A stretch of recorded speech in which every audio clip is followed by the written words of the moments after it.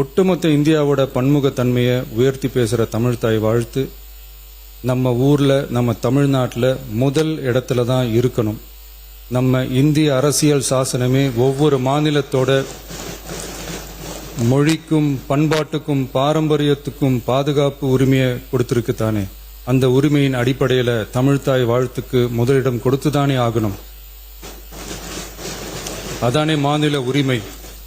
அப்படிப்பட்ட தமிழ்தாய் வாழ்த்து தான் 1970 நவம்பர் 23 முதல் அரசு விழாக்கள்ல முதல்ல பாடணும்னு சொல்லி ஒரு அரசாணையை போட்டு அந்த செயல்பாட்டுக்கு வந்துச்சு. அதுக்கப்புறம் 2021 டிசம்பர் 17 முதல் மாநில பாடலா அங்கீகாரம் வழங்கப்பட்டுச்சு. அனைத்து கல்வி நிறுவனங்கள், பல்கலைக்கழகங்கள், அரசு அலுவலகங்கள், பொதுத்துறை நிறுவனங்கள் உள்ளிட்ட பொது அமைப்புகளோட நிகழ்ச்சிகள்ல தமிழ்தாய் வாழ்த்து கட்டாயம் பாடப்படணும்னு அரசாணையும் இருக்கு. 2026 ஜனவரி மாதம் 28ஆம் தேதி ஒன்றிய அரசோட கடிதத்தில் அரசு விழாக்கள்ல பின்பற்ற வேண்டிய சில நடைமுறைகள் வெளியிடப்பட்டது. அந்த ஆணையில மாநில பாடல் பத்தி எந்த வழிமுறையும் இல்லாம இருந்துச்சு. நம் அரசு பொறுப்பேற்றதும் கடந்த மே மாதம் 27ஆம் தேதி மாண்புமிகு பிரதமர் அவர்களுக்கு மாநில பாடல்களுக்கு உரிய அங்கீகாரம் வேண்டும்னும் ஒன்றிய அரசு வெளியிட்ட ஆணைக்கு திருத்தம் வெளியிடணும்னும் மாநில விழாக்கள்ல தமிழ்தாய் வாழ்த்த முதல்ல பாடுறதுக்கான உரிய வழிமுறைகளை வகுக்க வேண்டும்னு சொல்லி கடிதம் எழுதியிருந்தோம். அதை தொடர்ந்து போன ஜூலை மாதம் 9ஆம் தேதி கடிதத்துல மாநில பாடல் பாடப்படுவது பத்தி இருந்துச்சு. ஆனா நம்ம தமிழ்நாட்டில் 1970களில் இருந்து தமிழ்தாய் வாழ்த்து எல்லா அரசு நிகழ்ச்சிகள்லையும் கல்வி நிறுவனங்கள்லையும் தமிழ்தாய் வாழ்த்து முதல்ல பாடுறது ஒரு மரபாவே இருக்கு. அதுக்கான அரசாணையும் இருக்கு.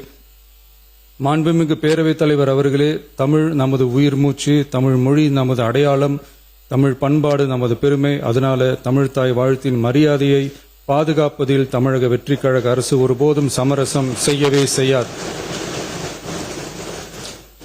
தமிழ்தாய் வாழ்த்தை முதலில் பாடுவது அரசியல் அமைப்பிற்கும் இந்திய ஒற்றுமைக்கும் எதிரானதில்ல, மாறா வேற்றுமையில் ஒற்றுமைன்ற இந்தியாவோட உயர்ந்த கொள்கையை வெளிப்படுத்துறது. மேலும் தமிழ்தாய் வாழ்த்தை முதல்ல பாடணும்னு சொல்றது அரசியல் சம்பந்தமான விவாதமா மாறணுங்கிற அவசியமே இல்லை. இது தமிழர்களின் பொது அடையாளம்.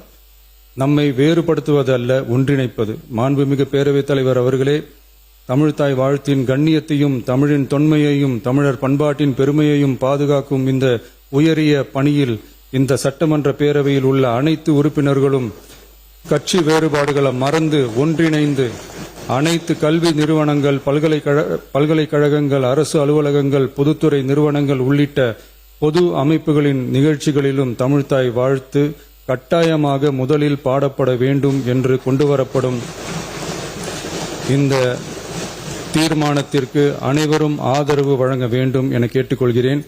தமிழ்தாய் வாழ்த்து தொடர்பான அரசினர் தீர்மானம்.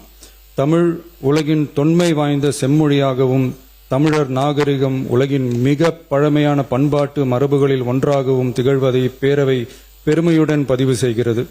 மனோன்மணியம் சுந்தரனார் அவர்களால் 1891 எழுதப்பட்ட மனோன்மணியம் என்ற நாடக நூலின் பாயிரத்திலிருந்து எடுக்கப்பட்ட தமிழ்தாய் வாழ்த்து 1970 நவம்பர் 23 முதல் அரசு விழாக்களில் முதலில் பாடப்பட வேண்டும் என அரசாணை வெளியிடப்பட்டு செயல்பாட்டுக்கு வந்துள்ளது.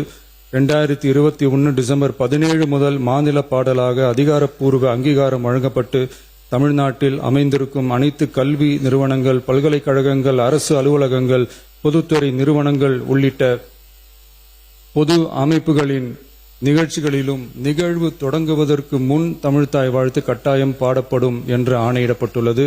இந்நிலையில் ஒன்றிய அரசின் உள்துறை அமைச்சகத்தால் 2026 ஜூலை மாதம் 9ஆம் தேதிய கடிதத்தில் மாநில பாடல் பாடப்படுவது குறித்து தெரிவிக்கப்பட்டுள்ளது.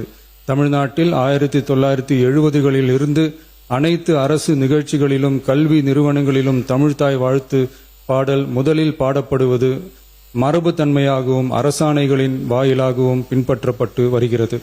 ஆகவே தமிழ்தாய் வாழ்த்து தமிழ் மொழிக்கும் தமிழர் பண்பாட்டிற்கும் செலுத்தப்படும் மரியாதையின் வெளிப்பாடாகும் என்பதை இப்பேரவை வலியுறுத்துகிறது.